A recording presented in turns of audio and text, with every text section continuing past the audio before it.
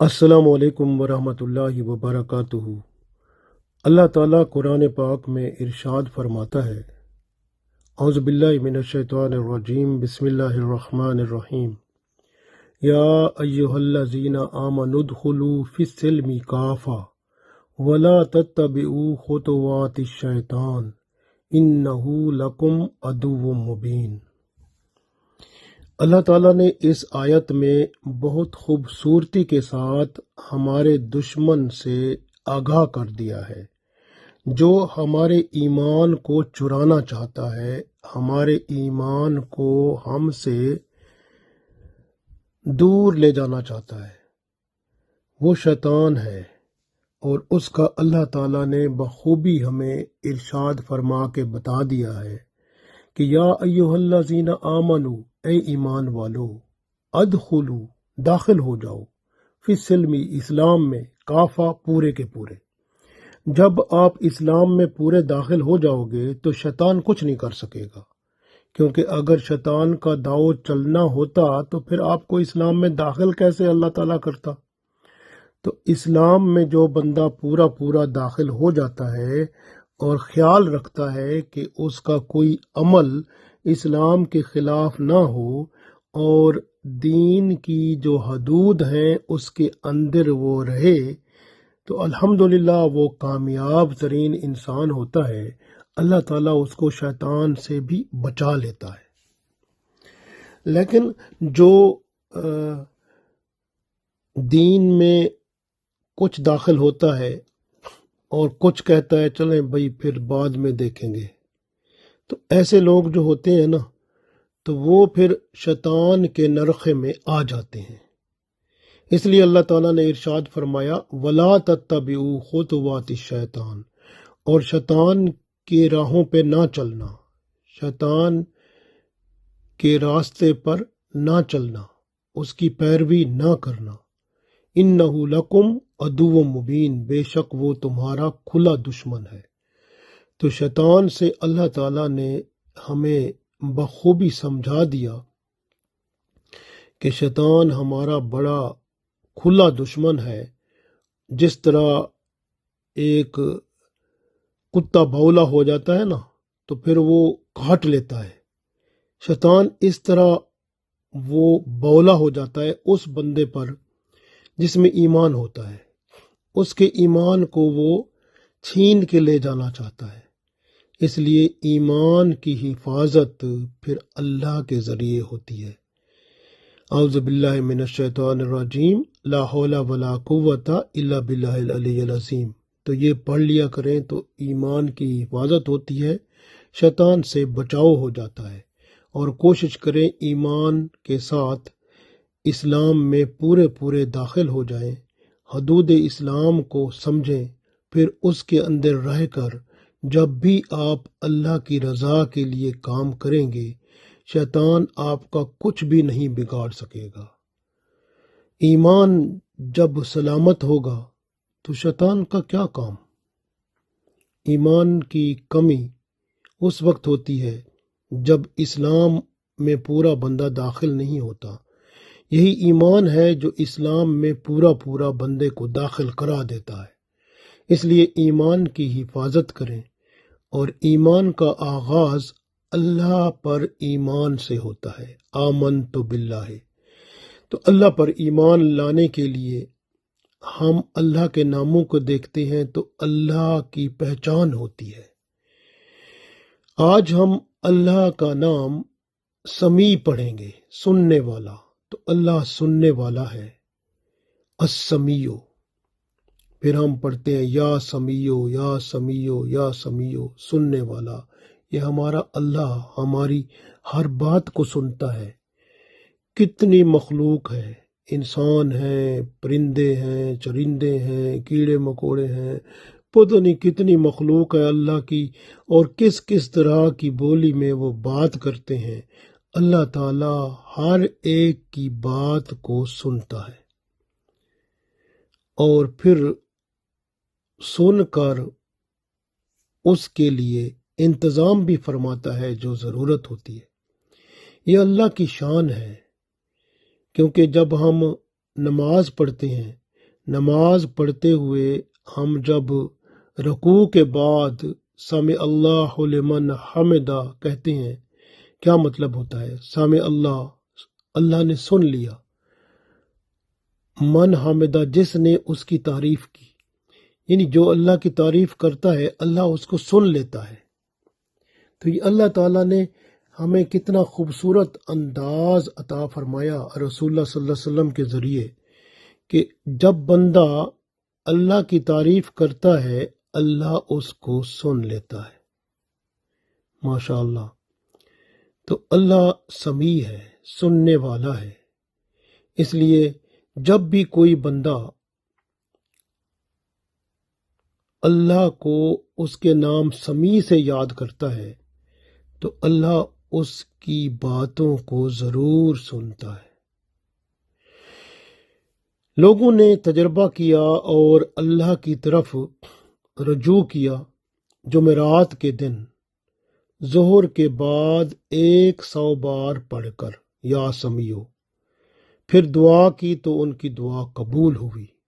تو اس لیے اگر آپ جمعرات کو یعنی تھرسڈے کو ظہر کی نماز کے بعد 100 دفعہ یا سمیع پڑھیں اور پھر دعا کریں تو انشاءاللہ ہر جائز دعا اللہ تعالیٰ ضرور پوری فرمائے گا۔ اور کچھ لوگ یہ بھی کہتے ہیں کہ چاشت کی نماز کے بعد اگر کوئی یا سمیع درود شریف اول آخر پڑھ کے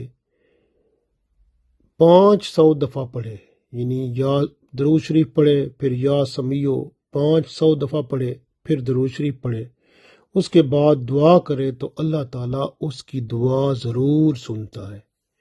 تو یہ چاشت کی نماز تو ہر روز پڑھی جاتی ہے، 10 اور 11 بجے کے درمیان ٹائم ہے اس کا، تو آپ چاشت کی نماز 12 رکعتیں زیادہ سے زیادہ ہوتی ہیں، 2 بھی پڑھ سکتے ہیں، 4 بھی پڑھ سکتے ہیں، 8 بھی پڑھ سکتے ہیں، 12 بھی پڑھ سکتے ہیں۔ تو چاشت کی نماز پڑھ کر 500 دفعہ یا سمیع پڑھیں اور اس کے بعد دعا کریں، انشاءاللہ دعا قبول ہوگی۔ اور جو بندہ صبح شام یا سمیع 100 دفعہ پڑھ لیتا ہے اس کی دعا بھی اللہ قبول فرماتا ہے۔ اور کہتے ہیں کہ عشاء کی نماز کے بعد اگر آپ 41 دفعہ یا سمیع یا بصیر اگر پڑھیں تو اللہ تعالیٰ آپ کی سماعت اور آپ کی بصارت کو طاقت دیتے ہیں، تقویت ملتی ہے۔ ماشاء اللہ۔ اگر کسی شخص کو پیشاب قطرے قطرے کی صورت میں آتا ہے، بڑی تنگی ہوتی ہے، تو یا سمیع یا بصیر 11 دفعہ پڑھیں اور پیٹ پر پھونک مار دیں، یعنی جہاں سے آگے پیشاب کی جگہ پھونک پیٹ پر ماریں گے آگے وہ اللہ تعالیٰ شفا عطا فرمائے گا۔ یا سمیع یا بصیر 11 دفعہ پڑھیں اور پیٹ پر پھونک ماریں، یعنی ناف کے نیچے پھونک مار گئے، انشاءاللہ تعالیٰ اللہ تعالیٰ آپ کو پیشاب کے قطروں سے بچا لے گا۔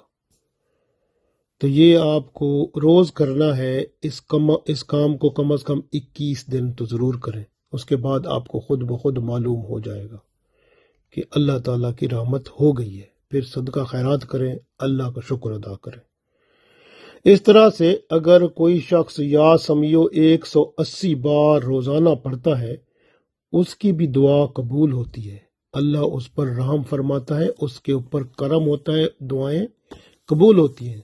اللہ کا یہ نام سمیع اتنا عظیم ہے کہ اگر آپ کسی بیمار، کوئی بندہ بیمار ہے، 2 نفل پڑھیں اللہ تعالیٰ سے اس بیمار آدمی کی شفا کے لیے، پھر 700 دفعہ درود شریف اول آخر یا سمیع پڑھیں اور پھر اس مریض کے لیے شفا کی دعا کریں، اللہ تعالیٰ اس کو شفا ضرور عطا فرمائے گا انشاءاللہ۔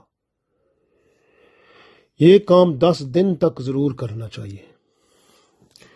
اگر آپ کوئی مسئلہ ہو گیا ہے اور آپ چاہتے ہیں کہ پولیس آپ کا مقدمہ درج نہیں کر رہی، FIR نہیں کاٹ رہی، یا آپ حق پہ ہیں، آپ کی سنائی نہیں ہو رہی کسی عدالت میں، کسی مقدمہ کوئی معاملہ ہے جس کا آپ کی سنائی نہیں ہو رہی، آپ 180 دفعہ یا سمیع درود شریف اول آخر پڑھ کر چلے جائیں تو انشاءاللہ تعالی آپ کی سنائی بھی ہوگی اور مقدمہ درج ہوگا، اور جو بھی آپ کا کام ہے اللہ اس کو تکمیل تک پہنچائے گا۔ اگر کسی شخص کو دشمن تنگ کرتا ہے تو 2 نفل پڑھیں، حاجت کے دعا کریں کہ اللہ تعالیٰ اس دشمن سے بچائے، اپنی پناہ عطا فرمائے۔ پھر 313 بار یا سمیع پڑھ کر دعا کریں تو انشاءاللہ تعالی اللہ تعالیٰ دشمنوں سے بچائے گا اور رحمت کے ساتھ اس دنیا اور آخرت میں کامیاب فرمائے گا، کیونکہ اللہ تعالیٰ کامیاب فرمانے والا ہے۔ یاد رکھیں، بندہ جو بھی کام کرتا ہے اللہ تعالیٰ اس کو ضرور سنتا ہے، اور سب سے جو اچھے کام ہیں ان میں سے ایک کام جو اللہ کو اچھا نہیں لگتا وہ ہے عورت کو طلاق دینا، اور جب بندہ طلاق دیتا ہے نا اللہ تعالیٰ اس کو خود سنتا ہے۔ اس لیے اللہ نے خود قرآن پاک میں ارشاد فرمایا ہے، سورہ بقرہ کی آیت نمبر 227 پڑھیں، اللہ تعالیٰ خود فرماتا ہے اعوذ باللہ من الشیطان الرجیم بسم اللہ الرحمن الرحیم وَإِنْ عَزَمُوا الطَّلَاقَ فَإِنَّ اللَّهَ سَمِيعٌ عَلِيمٌ، اور جب یعنی طلاق کا ارادہ کر لیتے ہو تو اللہ تعالیٰ فَإِنَّ اللَّهَ، بے شک اللہ تعالیٰ پھر سمیع سنتا ہے، علیم اس کو جانتا ہے کہ آپ کیا کر رہے ہو۔ تو اس لیے یاد رکھیں، طلاق دینے سے پہلے سوچ لیں کہ یہ بات اللہ خود سنتا ہے۔ اللہ تعالیٰ ہر بات کو سنتا ہے۔ دیکھیں نا، راز کی باتیں ہیں، آپ کتنا چھپا سکیں گے، اللہ سے کیا چھپ سکے گا۔ آپ کسی کے کانوں میں بات کرتے ہیں، آپ سمجھتے ہیں اللہ کو کیا پتہ نہیں چلے گا؟ سب پتہ چلتا ہے، کیونکہ آپ سورہ زخرف کی آیت نمبر 80 دیکھیں، اعوذ باللہ من الشیطان الرجیم بسم اللہ الرحمن الرحیم۔ اللہ تعالیٰ فرماتا ہے ام یحسبون، کیا یہ لوگ سمجھتے ہیں، ایسے سمجھتے ہیں، انا لا نسمع، کہ ہم نہیں سنتے، سرہم، ان کے رازوں کو۔ اللہ فرماتا ہے کیا یہ لوگ نہیں سمجھتے، کیا ہم ان کے رازوں کو نہیں سمجھتے، نہیں سنتے؟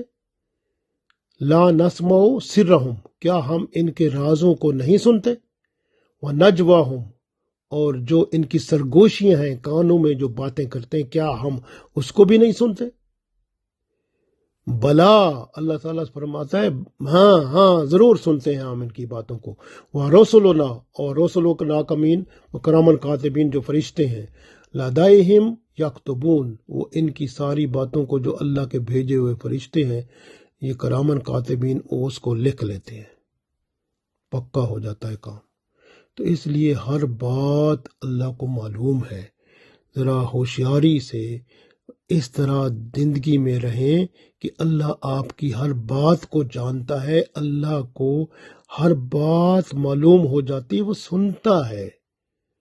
اس لیے اللہ نے فرمایا نا، یہ دیکھیں سورہ طٰہٰ کی آیت نمبر 46 میں، اعوذ باللہ من الشیطان الرجیم بسم اللہ الرحمن الرحیم، جب موسیٰ علیہ السلام پریشان ہو گئے تھے کہ ڈر رہے تھے کہ میں فرعون کے پاس اکیلا کیسے جاؤں، اللہ تعالیٰ نے فرمایا جاؤ اور اپنے بھائی کو بھی ساتھ لے جاؤ، ڈرنا شرنا نہیں ہے، کیونکہ میں سن رہا ہوں، دیکھ بھی رہا ہوں۔ تو اللہ نے فرمایا قالا، اللہ نے فرمایا لا تخافا، ڈرو نہیں، اننی معکما، میں تمہارے ساتھ ہوں، اسمعو، میں سنتا ہوں، وارا، اور میں دیکھتا ہوں۔ تو اس لیے یاد رکھیں کہ آپ کہیں بھی ہوں، آپ ہمیشہ یاد رکھیں کہ اللہ تعالیٰ آپ کے ساتھ ہے، اور اللہ تعالیٰ آپ کی ہر بات سنتا ہے۔ ہر وقت، ہر لمحے آپ اللہ کے سامنے ہیں، اللہ آپ کو دیکھتا ہے۔ تو اس لیے ہمیشہ جب اللہ آپ کو دیکھتا ہے اور اللہ آپ کو سنتا ہے تو پھر گناہ کرنے سے باز آئیں اور اپنی زندگی کو پاک بنائیں، تاکہ دنیا اور آخرت بہتر ہو جائے۔ اللہ تعالی ہم سب کو توفیق دے، آمین۔